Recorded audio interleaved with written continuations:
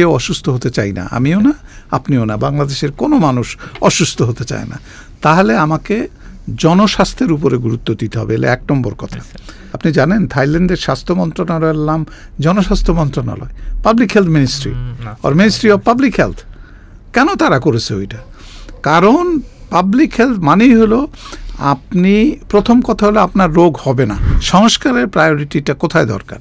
প্রথম দরকার হলো উপজেলা হাসপাতালগুলিতে। আমি বিশ্বাস করি এটা, যে উপজেলা হাসপাতালগুলিকে সংস্কার করলে সারা দেশব্যাপী একটা সংস্কারের প্রভাব পড়বে। উপজেলায় অনেকগুলো পোস্ট আছে কনসালটেন্টের, কিন্তু রুগীরা কিন্তু আসলে তাদেরকে পাচ্ছে না স্যার, হয়তো তারা অ্যাভেলেবল না। তো এই জায়গাটাই স্যার কি করা যেতে পারে? যেই স্পেশালিস্টদেরকে আপনি সেখানে পদায়ন করেছেন তাদের সেই ধরনের সুযোগ সুবিধা সহ বাসস্থান নেই তাদের।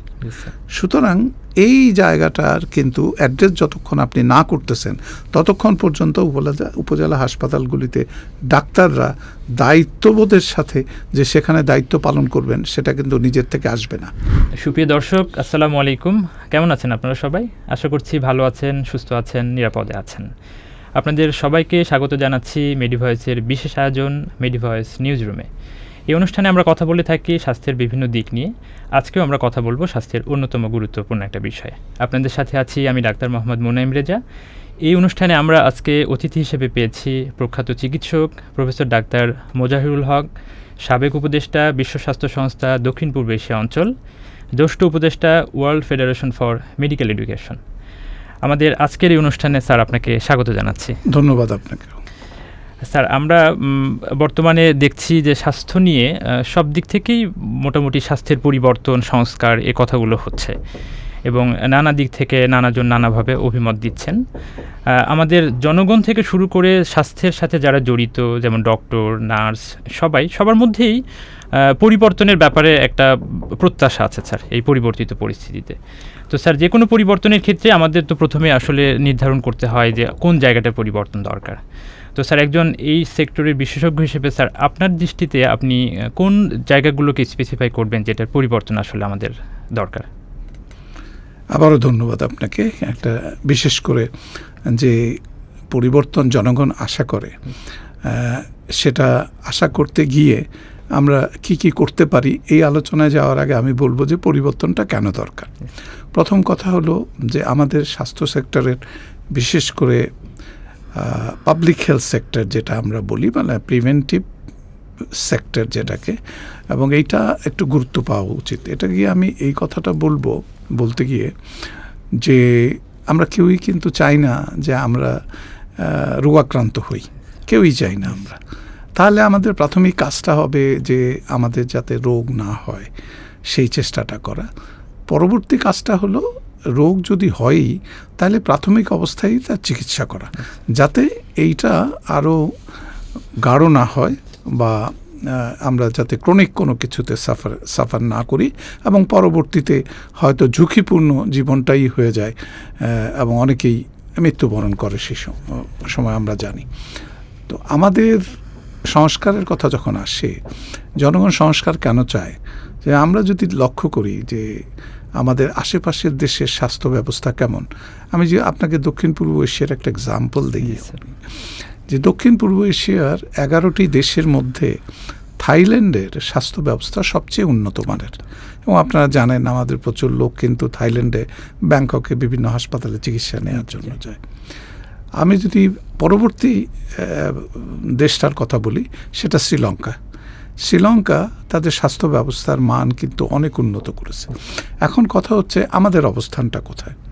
আমি অনেক সময় একটু শুনতে খারাপ লাগলেও যে কথাটা সত্য মনে করি যে সেটা প্রকাশ করা উচিত, এবং আমি মনে করি এটা আমার নিজস্ব বক্তব্য যে স্বাস্থ্যে যে সেবার মান সেটা আমাদের দেশে অত্যন্ত খারাপ।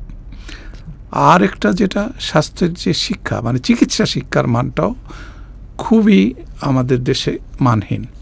তো এর দুটো জায়গায় আমাদেরকে কিন্তু নজর দিতে হবে।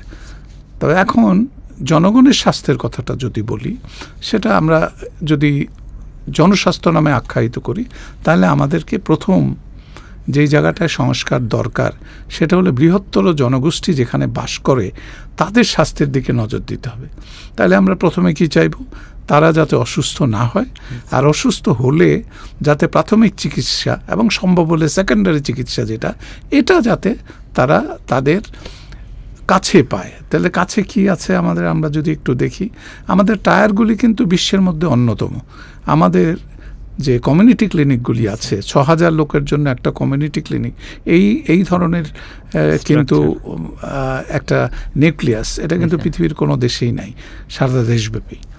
কিন্তু সমস্যাটা হচ্ছে আমাদের প্রাইমারি কেয়ারটা যদিও এখান থেকে শুরু হয়, সত্যিকারেরভাবে আমাদের প্রাইমারি সেবাটা পায় মানুষ কিন্তু উপজেলা হাসপাতাল থেকে। তার নিচে আরও দুটো টায়ার আছে, একটি টায়ারই মুখ্য, সেটা হলো আমাদের কমিউনিটি ক্লিনিকের পরে আমাদের ইউনিয়ন হেলথ সেন্টার, এবং অনেকগুলি ইউনিয়নের সাব সেন্টারও আছে। এখন কথা হলো এই যে উপজেলা হেলথ কমপ্লেক্স থেকে কমিউনিটি ক্লিনিক পর্যন্ত এই জায়গাটার মান যদি আমরা, চিকিৎসা সেবার মানটা যদি আমরা উন্নত করতে পারি, তাহলে আমরা মিরাকল করতে পারি। এবং আমাদের সাথে আমার মনে হয় প্রতিযোগিতায় অন্যেরা পেরে উঠবে না। কী জন্য? আমি আবার আপনাকে একটা এক্সাম্পল দিই, যে আপনি একটা উপজেলা হাসপাতালে আপনি দেখবেন 10 জনের মতো স্পেশালিস্ট আছেন। এটা বিশাল একটা ব্যাপার। এটা কিন্তু আপনি চিন্তা করেন, রেডিয়াস খুব একটা বেশি হবে না, যাতায়াতের সুবিধাও এখন কিন্তু খুবই উন্নত। তাহলে আমাদের রুগীরা কিন্তু উপজেলা হাসপাতালেই বেশিরভাগ চিকিৎসা পেতে পারেন। তাহলে আমাদের কি করতে হবে?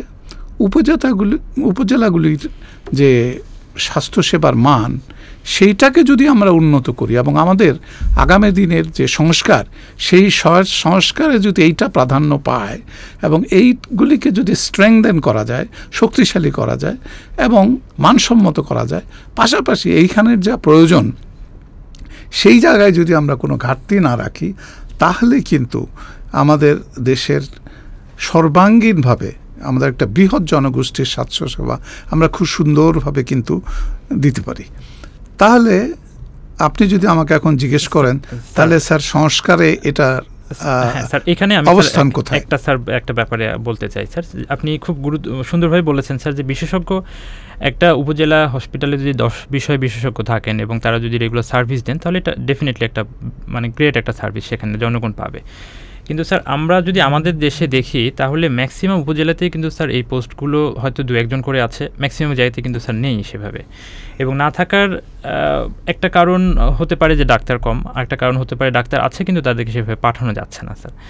তো আমরা যেটা দেখেছি স্যার, যে উপজেলায় অনেকগুলো পোস্ট আছে কনসালটেন্টের, কিন্তু রুগীরা কিন্তু আসলে তাদেরকে পাচ্ছে না স্যার, হয়তো তারা অ্যাভেলেবল না।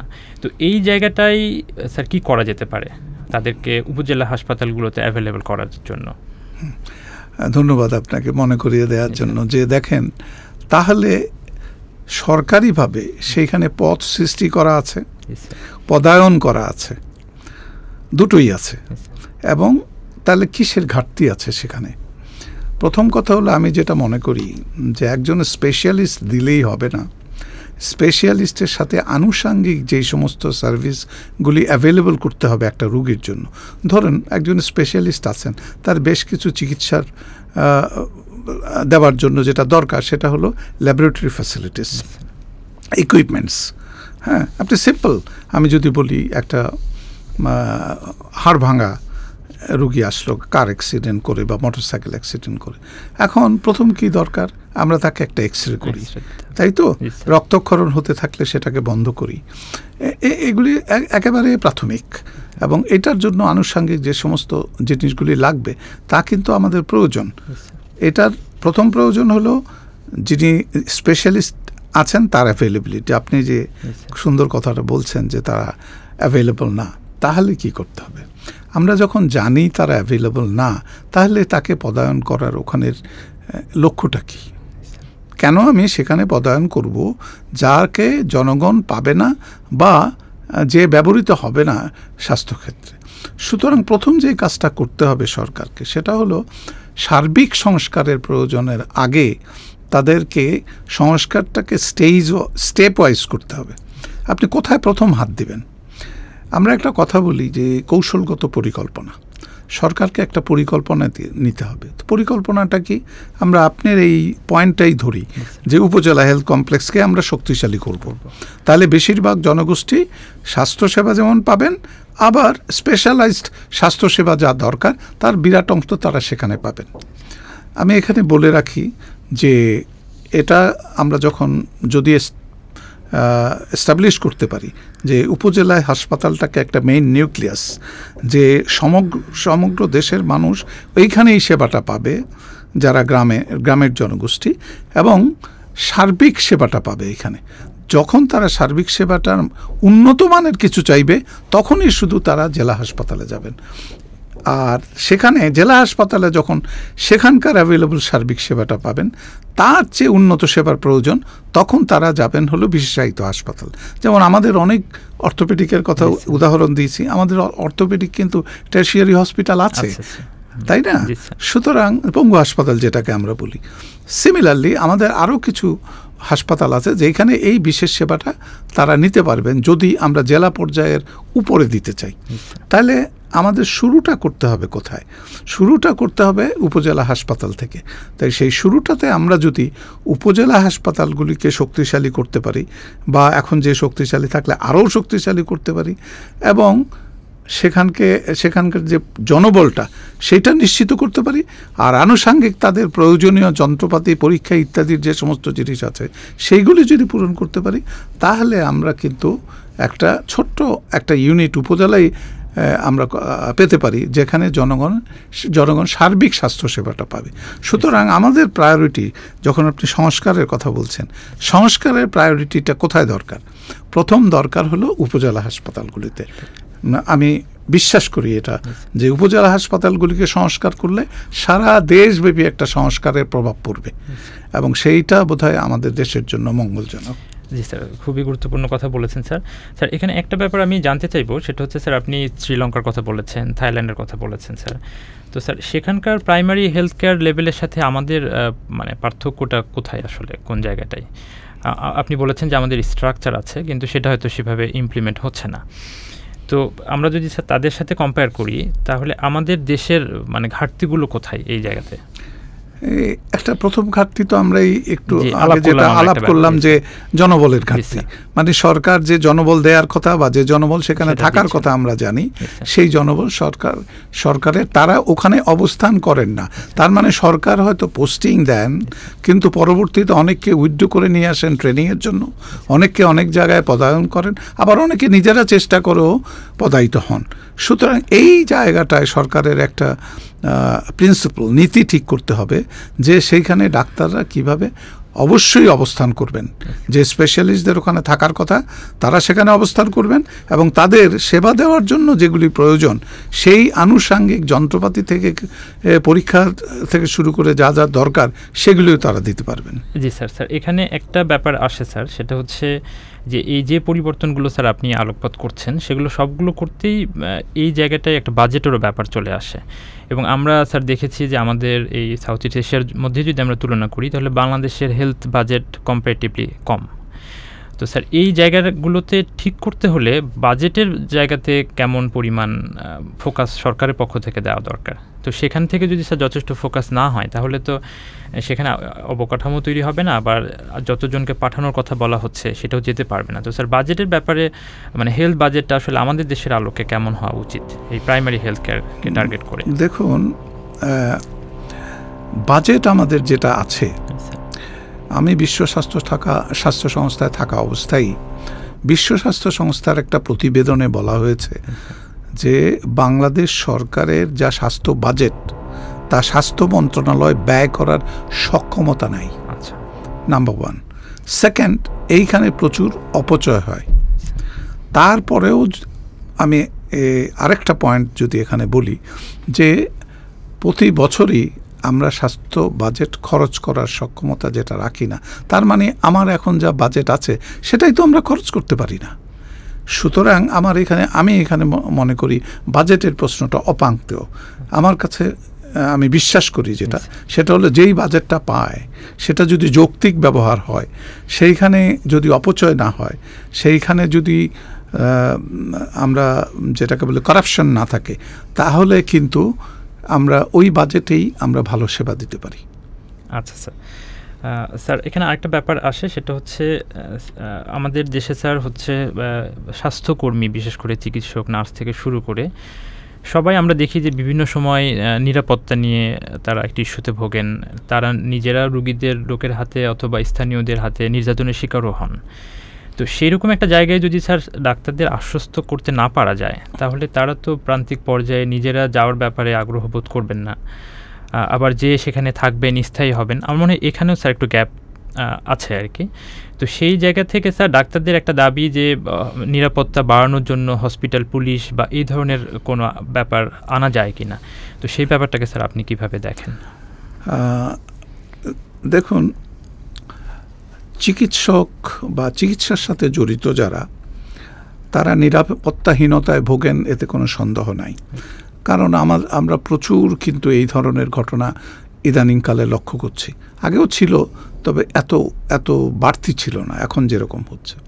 এখন কথা হলো যে এটার জন্য অন্যান্য দেশ কী করেছে আমরা একটু যদি লক্ষ্য করি। এইটার জন্য কিন্তু যারা স্বাস্থ্যসেবা দিয়ে থাকেন বিভিন্ন ক্যাডারের লোকেরা, তাদের জন্য কিন্তু আইন আছে প্রত্যেকটা দেশে, এবং সেই আইন তাদের সুরক্ষা দেয়। তাহলে সেই আইনটা বাংলাদেশে হওয়া উচিত এবং কার্যকর হওয়া উচিত। অনেক সময় আমরা আইনের একটা খসড়া পর্যন্ত করি, সেটাকে ফাইনালও করি না, এবং সেটা যখন নাকি আমরা বাস্তবে প্রয়োগ করতে যাব, তখন এটাই সমস্যা হয়ে দাঁড়ায়। এখন আমাদের দেশে আমাদের সেই আইনটা কিন্তু এখনও বাস্তবায়িত হচ্ছে না, তবে আমাদের এখানে এটা নিয়ে কাজ চলছে। কিন্তু যত তাড়াতাড়ি এটা আমরা করতে পারবো, তাহলে আমাদের নিরাপত্তা, আমি বলবো না শতভাগ নিশ্চিত করা সম্ভব, তবে কিছুটা হয়তো ঝুঁকি কমবে। তবে আমাদের একটা কথা মনে রাখতে হবে যে আমাদের চিকিৎসকদের আমাদের মধ্যেও কিছু পরিবর্তন আনতে হবে। যেমন প্রশিক্ষণের সময় একজন ডাক্তার একটা রোগীর সাথে যে কথা বলবেন, এই জিনিসটা কিন্তু একটা স্পেশালাইজড একটা জিনিস। এটাকে বলে কমিউনিকেশন স্কিল। আমি কিভাবে এই রুগীর সাথে কমিউনিকেট করব, রুগীর যারা আত্মীয় স্বজন আসছেন বা তার সাথে অবস্থান করছেন, তার সাথে কিভাবে কথা বলবো, দ্যাটস এ কমিউনিকেশন স্কিল। তো এই যে কমিউনিকেশন স্কিলে কিন্তু আমাদেরকে কোনো পড়ানো হয় না আমরা যখন ডাক্তারি পড়ি, তাই না? আলাদাভাবে। আচ্ছা, তারপরে আরও যেগুলি আছে, নৈতিকতার বিষয়টা, এটা খুব একটা প্রাধান্য পায় না আমাদের পড়ানোর মধ্যে। এ হলো দুটো বিষয়। এই দুটো বিষয়ের উপরে কিন্তু একটু গুরুত্ব দিতে হবে। তারপরে আরেকটা জিনিস যেটা আছে, সেটা হলো যে ব্যবহারের বিষয়টা। একটা রুগী আসলে তাকে যে গ্রিট করা এবং তার সাথে প্রথমে যে স্বাভাবিকভাবে কথা বলে তাকে স্বাভাবিক করা, এই ধরনের জিনিসগুলি কিন্তু আমাদের চিকিৎসকদের শেখানো হয় না। সুতরাং আমার মনে হয় পাঠ্যপুস্তকে যদি বা কোনো সেশনের মাধ্যমেও যদি এই ধরনের সেমিনার থেকে শুরু করে আমি বলবো কন্টিনিউ এডুকেশনের কোনো প্রোগ্রাম করা হয় ডাক্তারদের জন্য সব সেশনে, তাহলে আমার মনে হয় মান কিছুটা বাড়তে পারে। স্যার এখানে আরেকটা ব্যাপার, স্যার আমাদের উপজেলা হাসপাতালগুলোতে বিশেষ করে মেডিকেল অফিসার হিসেবে যারা কাজ করেন, ইভেন আউটডোরে যারা রুগী দেখেন, তাদের একটা বাস্তব অবস্থা হচ্ছে তাদের স্যার একদিনে প্রচুর পেশেন্ট দেখতে হয়। যেমন একজন আউটডোর রুগী যিনি দেখছেন, তাকে হয়তো 100+ পেশেন্ট দেখতে হচ্ছে। তো সেইখান থেকেও কিন্তু একটা আস্থা অনাস্থার সম্পর্ক তৈরি হয়, এবং অনেক ক্ষেত্রে যথাযথভাবে যে অ্যাসেস করা দরকার রুগীকে যেভাবে, সেভাবে কিন্তু করতে পারা যায় না স্যার। এখন স্যার এখানে স্যার একটা ডেটা আছে যে আমাদের দেশের সরকারিভাবে হচ্ছে ডক্টরদের যতটা পোস্ট আছে তার মধ্যে একটা বড় অংশ খালি আছে। যেমন স্যার আমি যদি বলি যে ডাক্তারদের পোস্ট আছে প্রায় 45K, মানে 45,000, এবং নার্সের ক্ষেত্রেও প্রায় 45,000, কিন্তু এর মধ্যে ডক্টরদের পোস্ট ফাঁকা আছে প্রায় 15,000, আর নার্সদের মধ্যে প্রায় ফাঁকা আছে 5,000। এখন স্যার এইটা যদি আমরা পূরণ করি, তারপরেও কি স্যার এটা যথেষ্ট মনে হবে? তাহলে কি করতে হবে? স্যার প্রথম কথা হলো, আমাকে তো এই পদগুলি থাকা কথা ছিল নাই। তার মানে সেখানে কোনো ডাক্তার যে কোনো কারণেই অ্যাবসেন্টি হিসাবে আছেন, মানে তাকে হয় পদায়ন করা হয় নাই ওখানে কোনো ডাক্তার, অথবা ডাক্তার পদায়ন করা হয়েছে তিনি না থাকেন না। এই দুটো বিষয় হতে পারে। এখন সব সময় সব দেশে ডাক্তার কিন্তু সারপ্লাস থাকে। যেই পরিমাণ ডাক্তার সেবা দিবেন তার একটা প্লাস থাকে। কত পার্সেন্ট, 10-15% ডাক্তার কিন্তু একটা আলাদা ধরাই থাকে। কারণ ডাক্তার অসুস্থ হতে পারেন, ডাক্তার ছুটিতে যেতে পারেন, তার অন্যান্য সামাজিক দায়িত্ব থাকতে পারে।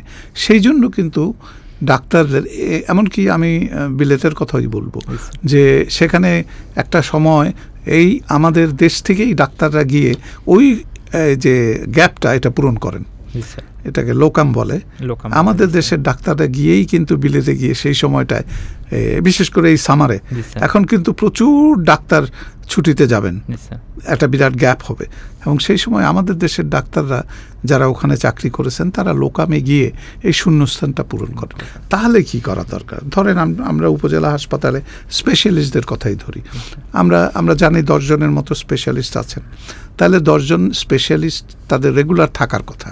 এখন কোনো কারণে যদি সেখানে স্পেশালিস্ট কেউ না থাকেন, তাহলে এই দায়িত্বটা তো কেউ পালন করবেন, তাই না? সুতরাং সেই জায়গায় আমি ব্যক্তিগতভাবে মনে করি আগে আমরা প্রথম পদক্ষেপ হিসাবে যেটা করি সেটা হলো আমরা শূন্য পদগুলি কোনো সময় শূন্য রাখবো না। সবসময় আমাদের রুগীরা যাতে সেখানে চিকিৎসক পান, সেখানে স্পেশালিস্ট চিকিৎসক পান উপজেলা হাসপাতালগুলিকে, একটা। আর দ্বিতীয় কথা হলো ডাক্তারদের তরফ থেকে যে দাবিগুলি আসে সাধারণত তাদের থাকার সুবন্দোবস্ত নাই। তারা অনেকেই আজকাল ডাক্তাররা কিন্তু অনেক বয়স হয়ে যায় পড়াশোনা শেষ করে, তাদের অনেকেই বিয়ে শাদী করেন, সন্তানাদি হয়ে যায় এবং তাদের একটা পড়াশোনার বিষয় আছে। স্ত্রী যদি সুশিক্ষিতা হন তার একটা চাকরির ব্যবস্থা আছে। এই সমস্ত সুযোগ সুবিধাগুলি কিন্তু নাই। সুতরাং কি করতে হবে? সুতরাং যেই কাজটা করতে হবে, আমরা প্রথম সেই জায়গায় থাকার ব্যবস্থাটা, আপনি স্পেশালিস্টকে থাকার জন্য যে ব্যবস্থাটা করবেন সেই ব্যবস্থাটা কোন মানের হওয়া উচিত আপনিও জানেন, আমিও জানি। শহরে থাকলে তো আপনি সেই মানের বাসা বা বাসস্থান দেবেন, কিন্তু আপনি যদি উপজেলায় যান তাহলে দেখবেন যেই স্পেশালিস্টদেরকে আপনি সেখানে পদায়ন করেছেন তাদের সেই ধরনের সুযোগ সুবিধা সহ বাসস্থান নেই তাদের। সুতরাং এই জায়গাটার কিন্তু অ্যাড্রেস যতক্ষণ আপনি না করতেছেন ততক্ষণ পর্যন্ত উপজেলা হাসপাতালগুলিতে ডাক্তাররা দায়িত্ববোধের সাথে যে সেখানে দায়িত্ব পালন করবেন সেটা কিন্তু নিজের থেকে আসবে না। স্যার, আপনার আলোচনার মধ্যে একটা ব্যাপার এসেছে যে উপজেলা পর্যায়টা যদি আমাদের শক্তিশালী হয়, সেখানে যদি যথাযথ সার্ভিসগুলো অ্যাভেলেবল থাকে, তাহলে একটা রুগী অসুস্থ হওয়ার পরে উনি হয়তো ইউনিয়ন সাব সেন্টার অথবা ফার্স্ট হ্যান্ডে হচ্ছে উপজেলায় আসলেন, সেখান থেকে জেলা হাসপাতাল থেকে সদর হাসপাতাল। তো এটা তো স্যার একটা সরকারি চিকিৎসার সিস্টেম। তো সেইটা স্যার সমন্বয়টা কিভাবে হতে পারে? যেমন স্যার একটা রুগী ওনার হচ্ছে রোড ট্রাফিক অ্যাক্সিডেন্টে পা ভেঙে গেছে, উনি উপজেলায় গেলেন, উপজেলা থেকে ওনাকে পাঠানো হলো হচ্ছে তার উপরের লেভেল, যেমন জেলা হসপিটাল অথবা হচ্ছে অর্থোপেডিক ডিপার্টমেন্ট, জেলা হসপিটাল। তো স্যার এইখানেও তো স্যার দেখা যায় যে ওই যখন স্যার রুগীরা যাচ্ছে স্যার উপজেলা থেকে হচ্ছে জেলা হাসপাতালে যাচ্ছে, তো সেইখানকার সমন্বয়গুলো কিভাবে হয় স্যার? আচ্ছা, সুন্দর প্রশ্ন করেছেন। দেখুন, প্রথম কথা হলো যে অন প্রিন্সিপাল আমাদের অ্যাগ্রি করতে হবে যে we will have a referral system বাংলাদেশে। প্রথম কথা এইটাকে সবাইকে মেনে নিতে হবে যে উইদাউট রেফারেল সিস্টেম আমরা সত্যিকারেরভাবে মানসম্মত চিকিৎসা যোগাতে পারবো না আমাদের রুগীদের জন্য। এই এক্সাম্পলটাই ধরি, এই অর্থোপেডিক পেশেন্টটাকে, সবগুলি অর্থোপেডিক ম্যানেজমেন্ট কিন্তু উপজেলা হাসপাতালে যিনি অর্থোপেডিক সার্জন আছেন তার পক্ষে করা সম্ভব না। অনেক সময় কিন্তু এই অর্থোপেডিকে শুধু অর্থোপেডিক প্রবলেমই থাকে না, সেখানে ব্লাড ভেসেল ড্যামেজ হওয়া থেকে শুরু করে অন্যান্য প্রবলেমও থাকতে পারে। আর শুধুমাত্র যে বোন ইঞ্জুরি থাকবে, নট নেসেসারিলি মাসল ইঞ্জুরিও থাকবে। হেড ইঞ্জুরি থাকলে আপনার চক্ষু ইঞ্জুরি আই ইঞ্জুরি থাকতে পারে, তাই না? ইএনটির ইঞ্জুরি থাকতে পারে, দাঁত ইঞ্জুরিতে জয়েন্টে ইঞ্জুরি থাকতে পারে। সুতরাং তার হয়তো আরও উন্নত চিকিৎসার দরকার আছে। কিন্তু প্রাথমিক কাজটা আমাকে অর্থোপেডিকের দায়িত্বটা আমার যে অর্থোপেডিক ডাক্তার আছেন ইমার্জেন্সি, তিনি সেই কাজগুলো সেইটুক করে দেবেন, করে উনি তাকে রেফার করবেন কোথায় কোথায় রেফার করা দরকার। তাকে চক্ষু হাসপাতালে রেফার করা দরকার, তাকে পাঠাবেন। ডেন্টালে রেফার করা দরকার, ডেন্টালে পাঠাবেন। এটা হলো উপরের স্তরে উনি পাঠাবেন বিশেষায়িত জায়গায়। সেটা জেলা হাসপাতালে যদি হয় হতে পারে, আর না হলে আরও উপরে যাবে। তো এইটা হবে একটা রেফারেল সিস্টেম। রেফারেল সিস্টেম মানে হলো আমি নিচে থেকে উপরে যাব, আবার উপর থেকে তারা রেফার করে আবার ওই উপজেলা হেলথ কমপ্লেক্সেই পাঠাবেন, যেই উপজেলা হেলথ কমপ্লেক্সে তিনি প্রথম এসেছিলেন। তাহলে হবে কি, পরবর্তীতে যে চিকিৎসাগুলি আমরা যে চিকিৎসা সেবাটা দেব, মানে একটা মেনটেনেন্সের একটা চিকিৎসা বিষয় আছে চিকিৎসা সেবা নেওয়ার পরেও, সেই জিনিসগুলি পরবর্তীতে বা কমপ্লিকেশন হতে পারে, তখন যাতে রেফার্ড ব্যাক হতে পারে না আবার, সেই জন্য বোথ ওয়ে সিস্টেম থাকতে হবে, যে আমরা পাঠিয়ে দেব, আবার যদি প্রয়োজন হয় তাকে আবার উপরে পাঠাবো।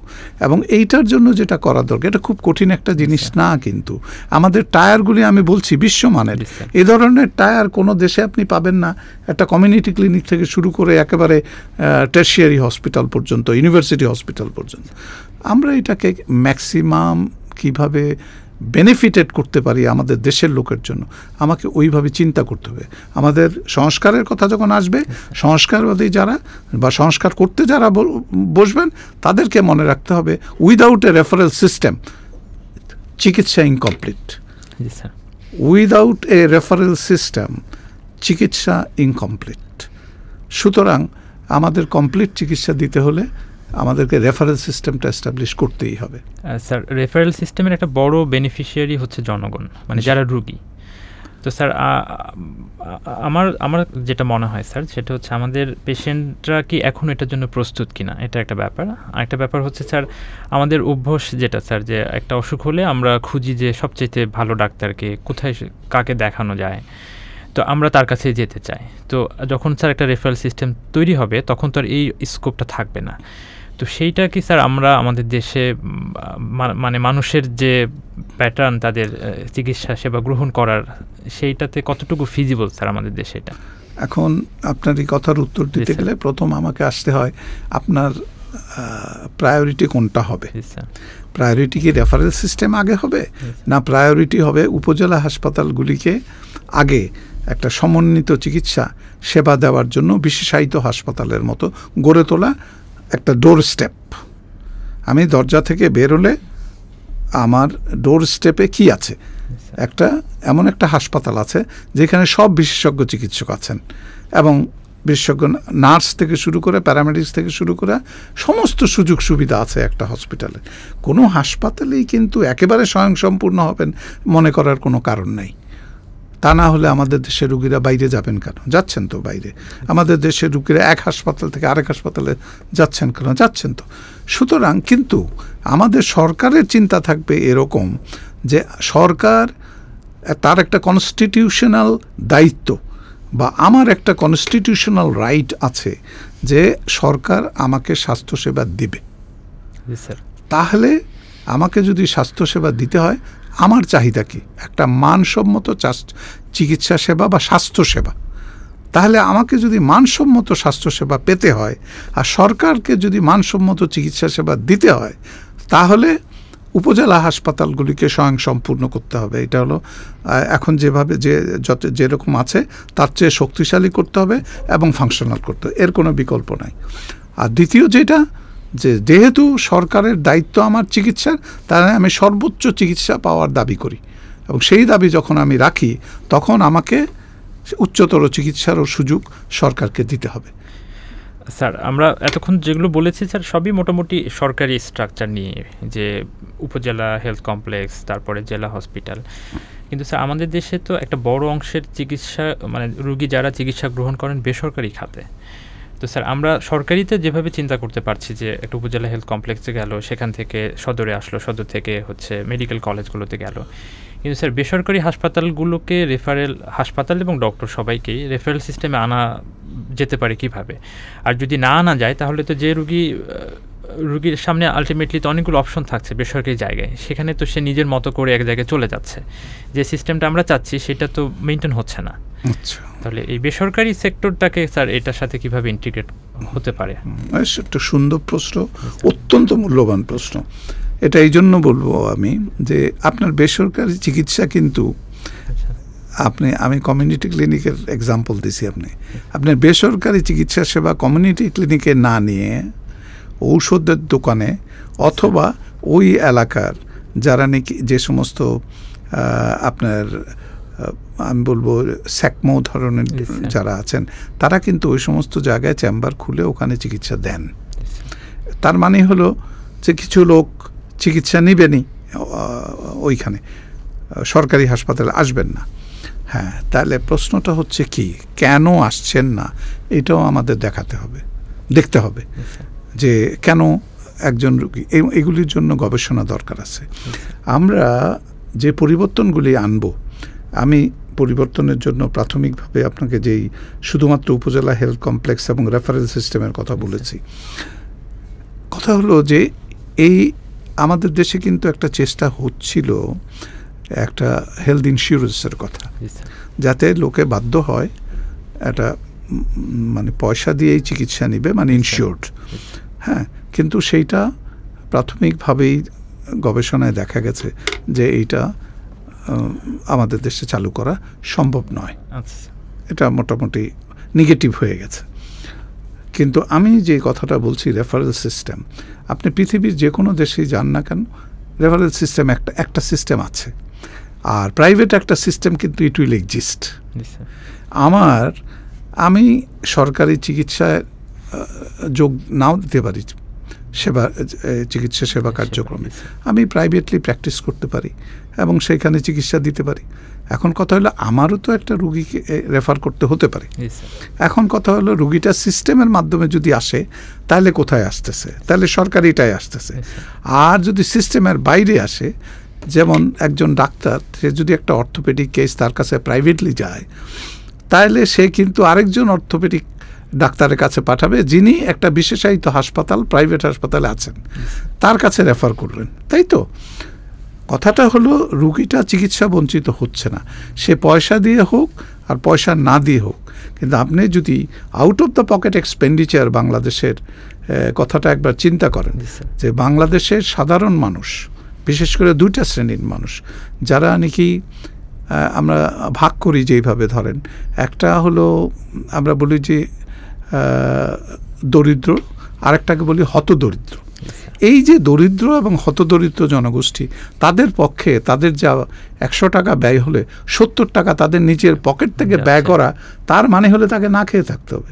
তার বাচ্চাদের শিক্ষা থেকে তাদেরকে বঞ্চিত করতে হবে, বাচ্চাদের কাপড় চোপড় কিনে দিতে পারবে না, স্কুলের বই কিনে দিতে পারবে না, মানে এইটার উপরে চাপ পড়ে যাবে, ভালো একটা বাসা ভাড়া নিতে পারবে না। সুতরাং আমাদের কিন্তু প্রায়োরিটি হতে হবে ওইটা। সুতরাং রাষ্ট্রকে প্রায়োরিটি দিতে হবে রাষ্ট্রীয় স্বাস্থ্য ব্যবস্থার উপরে, আর প্রাইভেট যে সমস্ত যে সেক্টরটা আছে, এই সেক্টরটার দায়িত্ব সরকারের ইনডাইরেক্টলি, ঠিক আছে? তাইলে তাদের ব্যাপারেও সরকারের একটা ভূমিকা থাকতে হবে। এখন আমি যদি বলি যে এই ভূমিকাটা কারার নেবেন, যেমন সিভিল সার্জন আছেন একজন ডিস্ট্রিক্টের, তার কিন্তু আমি কিন্তু ব্যক্তিগতভাবে সিভিল সার্জন নামটার ব্যাপারে আমার রিজার্ভেশন আছে। একটা ডিস্ট্রিক্টের দায়িত্বে যিনি আর কি, সিভিল সার্জনরা নামটা আমরা কিন্তু ব্রিটিশদের নাম এখনো ধারণ করে আছি এবং কোনো কিছুর সাথে সামঞ্জস্যপূর্ণও না। যাই হোক, যেটাই থাকুক, ডিস্ট্রিক্টের দায়িত্বে যিনি থাকবেন তার একটা দায়িত্ব থাকবে এই যে প্রাইভেট এবং গভর্নমেন্ট যেই হাসপাতালে যেই ডিস্ট্রিক্টে থাকুক না কেন, তার দায়িত্ব এই যে মেডিকেল সাইডের বিশেষ করে, তার কিন্তু একটা দায়িত্ব থাকবে সুপারভিশন অ্যান্ড মনিটরিং। আরেকটা জিনিস থাকবে অ্যাকাউন্টেবিলিটি, দায়বদ্ধতা। এই দায়বদ্ধতার জায়গাটা কিন্তু সরকারও এস্টাবলিশ করতে পারে নাই এবং কোনোভাবে সেইভাবে সফলও হই নাই আমরা। সুতরাং আমি আমার ভালো কাজের যেরকম পুরস্কার থাকবে, আমার খারাপ কাজের জন্য আমাকে কিন্তু দায়বদ্ধ থাকতে হবে। সুতরাং একজন সিভিল সার্জনকে দায়বদ্ধ থাকতে হবে সরকারের কাছে বা জনগণের কাছে, যে সুচিকিৎসা যারা দিতে পারবে না বা যে মান ধরা আছে সরকারের একজন সিভিল সার্জন, তার হাত কিন্তু মান দেয়া আছে যে কী মানের হাসপাতাল হলে ফাংশনিং হাসপাতাল হবে, না হলে কিন্তু সে ইচ্ছা করলে সেটা বন্ধ করে দিতে পারে, অথবা ফাইন করতে পারে, অথবা সাময়িক বন্ধ করতে পারে। সুতরাং তাকে দায়িত্ব দিতে হবে, অ্যাকাউন্টেবল করতে হবে যে তার কাছে, এবং তাকে আবার মনিটর করবে সে সবসময়। তারপরে অ্যাকাউন্টেবল করতে হবে, ভালো হলে পুরস্কৃত করতে হবে সিভিল সার্জন সাহেবকে, আর যদি তার এলাকায় কোনো হাসপাতাল মানসম্মত না হয় তাকে শাস্তি পেতে হবে। এইটা কিন্তু যদি সরকার নিশ্চিত করতে পারে, হ্যাঁ, তাহলে কিন্তু বাংলাদেশের স্বাস্থ্যসেবার মান আমরা কিন্তু ভালো করতে কোনো দিক দিয়েই পিছিয়ে থাকবো না কোনো দেশ থেকে, কারণ আমার সিস্টেমটা ভালো, টায়ারগুলি ভালো। স্যার আরেকটা ব্যাপার, সেটা হচ্ছে বিশেষজ্ঞ ডাক্তারদের ক্ষেত্রে স্যার, যে আমাদের যেমন স্যার ঢাকা শহরের কথা যদি আমি বলি, যে একজন তার কার্ডিয়াক সমস্যার জন্য উনি একজন কার্ডিওলজিস্ট দেখাতে চাচ্ছেন, তাহলে উনি যেটা করেন যে উনি খুঁজেন যে সবচেয়ে ভালোকে এখানে। তো এই ভালো খুঁজতে যে দেখা যায় যে কিছু নাম আসে, এবং এক একজনের রুগীর সংখ্যা এক এক দিনে অনেক বেড়ে যায়, যার কারণে ওনারা হয়তো যতটুকু দেওয়ার কথা দিতে পারছেন না, আবার যে রুগী ওনার দেখার কথা না সেই রুগীটা উনি দেখছেন। তো এর ফলে যার প্রয়োজন উনি কিন্তু এই সার্ভিসটা পাচ্ছেন না। কিন্তু এই যে স্যার উনি কার্ডিওলজিস্ট দেখাবেন, এই সার্ভিসটা কিন্তু এক্সিস্টিং প্যারালালি সরকারি জায়গাতে ওনার মতো করে উনি পাচ্ছেন না। তার মানে ওনার কিন্তু একটা যদি সক্ষমতা থাকে অর্থনৈতিক, আপনি বলেছেন যে 70% out of the pocket money যায়, তারপরে কিন্তু তারা ট্রাই করেন হচ্ছে বেসরকারি পর্যায়ে আসতে। তো স্যার এইখানে জনগণের দিক থেকে অনেক সময় তারা বলেন যে এটাকে একটু রেস্ট্রিক্ট করা, যে কতগুলো রুগী দেখতে পারবেন, বা তারপরে তাদের ফি কত হবে। তো এইটার ব্যাপারে স্যার আপনার অভিমত কি? দেখুন, প্রথম কথা হচ্ছে যে আপনি যখন, আমি ডাক্তার, আমাকে প্রশ্ন করে বসলেন যে আমার ফিটা আপনি বেঁধে দিবেন, আপনি ডাক্তারের ফি বাঁধার কথা বলছেন। আপনি বলেন তো কোনো টেলিভিশন আজ পর্যন্ত কোনো একজন উকিলের ফির কথা বলেছেন? বা এই ধরনের আরও যারা প্র্যাকটিস করেন নানা ধরনের, তাদের ফি বাঁধার কথা বলছেন? সুতরাং নৈতিকভাবে আপনি এই প্রশ্নটা হলো আনতে পারেন না। আর যদি আনেনি, তাহলে আপনি সব প্রফেশনাল তাদের ফি বেঁধে দিতে হবে, তাহলে ডাক্তারটাও বেঁধে দিবেন আপনি, এটা তো কোনো সমস্যা না। কথা হলো আপনি ডাক্তারকে আলাদা করে তার ফি বাঁধার দিকে ঝুঁকছেন কেন? সুতরাং আপনাকে ফি বাঁধতে হলে আপনি যারা প্রফেশন নিয়ে কাজ করেন এবং ফি নেন, তাদের সবার ফি বাঁধার জন্য আপনি ব্যবস্থা নিতে পারেন সরকারিভাবে, এবং এখানে ডাক্তাররা কোনো দিন আপত্তি করবে না, সবার যখন হবে আপত্তি করবেন না। আচ্ছা, ধন্যবাদ স্যার। তাহলে স্যার আমরা তো বেশ কিছু ব্যাপারে স্যার আলাপ করলাম আর কি। তো স্যার আমরা যদি একেবারে সংক্ষেপে আসি আর কি, তাহলে স্যার আপনি আপনার দিক থেকে স্যার প্রায়োরিটাইজ করে কোন ব্যাপারগুলোকে সংস্কারের জন্য প্রায়োরিটি লিস্টে রাখবেন, যদি স্যার আমরা আবার একটু সাম আপ করার দিকে যাই আর কি। ধন্যবাদ আপনাকে। আবার আমরা প্রথম দিক থেকে যেটা শুরু করেছিলাম, আমি প্রথম জিজ্ঞেস করেছিলাম আপনি অসুস্থ হতে চান কিনা। কেউ অসুস্থ হতে চায়, তাহলে আমরা কেউ অসুস্থ হতে চাই না, আমিও না, আপনিও না, বাংলাদেশের কোনো মানুষ অসুস্থ হতে চায় না। তাহলে আমাকে জনস্বাস্থ্যের উপরে গুরুত্ব দিতে হবে, এলে 1 নম্বর কথা।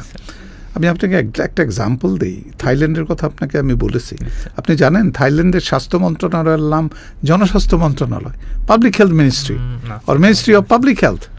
কেন তারা করেছে ওইটা? কারণ পাবলিক হেলথ মানেই হলো আপনি, প্রথম কথা হলো আপনার রোগ হবে না, ঠিক আছে? রোগ হলে আপনি প্রাথমিক চিকিৎসা পাবেন, ঠিক আছে? আমরা এটুকুতেই যদি থাকি, এরপরেও কথা আছে, আমি সেটাতে আর যেতে চাচ্ছি না, কারণ আমরা এটাকেই প্রথম গুরুত্ব দিতে হবে। ধরুন আমি আজকাল ডেঙ্গুতে অনেক মানুষ মারা যাচ্ছে না, আচ্ছা, আমাকে যদি আপনি জিজ্ঞেস করেন যে স্যার এই ডেঙ্গুতে এত লোক মারা যাচ্ছে, আমরা এটাকে কীভাবে পাব, আমি সোজাসুজি আপনাকে উত্তর দিব, আপনি মশার কামড় থেকে বেঁচে থাকেন। এইটা আপনাকে আমি প্রথম বলবো যে আপনি মশার কামড় থেকে বেঁচে থাকেন, তারপরে আপনার পরিবারকে মশার কামড় থেকে বেঁচে থাকেন। আমাদের সমস্যাটা কোথায় দেখেন, আমরা মশার ওষুধ ছিটাচ্ছি সারা দেশব্যাপী। আপনি কি আপনার ঘরে মশার ওষুধ ছিটানোর জন্য ওই লোকটাকে কোনো দিন ডেকে এনে বলেছেন যে আমার ঘরে ছিটাও, আমি দরজা বন্ধ করে রাখছি পরে? না, এটাকে বলে জনসম্পৃক্ততা। বিশ্ব স্বাস্থ্য সংস্থা যেই কথাটা একসাথে বলে সেটা হলো জনগণকে সচেতন করা, আরেকটা হলো জনগণকে সম্পৃক্ত করা, দুটো জিনিস। এবং এই কথাটা করোনাকালে যতবার টেলিভিশনে আমি গিয়েছি এই কথাটা মনে করিয়ে দিয়েছি যে জনসম্পৃক্ততা ছাড়া আপনি মৃত্যু কমাতে পারবেন না, আপনি আক্রান্ত লোকদের সংখ্যা কমাতে পারবেন না। তাহলে আজকে আমি যে কথাটা আপনাকে বললাম যে জনসম্পৃক্ততাটা কি, আপনি আজ থেকে আপনার জন্য এবং আপনার পরিবারের জন্য মশার কামড় নিষিদ্ধ করেন, যে কোনো মশা কামড়াতে পারবে না। এখন কিভাবে কামড়াবে না, আপনারা তো মশারি খাটান, তারপরে এয়ারোসল দেন, তারপরে আমরা কয়েল জ্বালাই, কত কিছু করি না, এইটাই হলো প্রতিরোধ, তাই না? তাহলে আমাদেরকে রোগ প্রতিরোধ করা হলো আমাদের প্রথম কাজ হবে। আমি অসুস্থ হব না, এইটার জন্য আমার যা করার সেটা আমি করব, সরকারের পরামর্শ নেব, আর সরকারেরও দায়িত্ব হবে আমার লোক যাতে অসুস্থতা না ভোগে। রোগ পরে আমি অসুস্থ হয়ে রুগী হয়ে হাসপাতালে গিয়ে কষ্ট পাবো, আমার টাকাও খরচ হবে, আমি কষ্টও পাবো, এটা তো হতে পারে না। তাহলে সরকারের প্রায়োরিটি হবে পাবলিক হেলথ, তার মানে রোগ প্রতিরোধ করা, এবং রোগ প্রতিরোধ করতে না পারলে, কোনো কারণে যদি প্রতিরোধ করতে না পারি, আমার শরীরে আমি যদি অসুস্থ হয়েই যাই, তাহলে আমাকে প্রাথমিক চিকিৎসা। সরকার প্রথম এই দায়িত্বটা নেক, দেখবেন বাংলাদেশের মানুষ সুস্থ থাকবে, ভালো থাকবে।